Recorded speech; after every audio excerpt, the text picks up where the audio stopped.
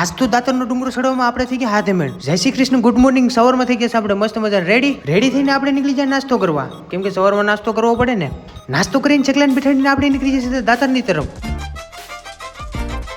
થોડીક વાર ગાડી હાકી તો આપણે દાતર તરફ પૂગવા લાગીએ તો આપણે હનુમાન જોવા મળે. જોતા જોતા આપણે પૂગી જાય દાતરના ડુંગરે, પછી ચડવાનું ચાલુ કરી દીધું. પછી તો આપણે જરાય ચડાય નહીં તો આ ભાઈ કોકના ફોટા પાડવા માંડી ગયા. ફોટા પાડીને થોડુંક આગળ હાલતા તો આપણે હાથ જમીન થઈ જવાય બાપા.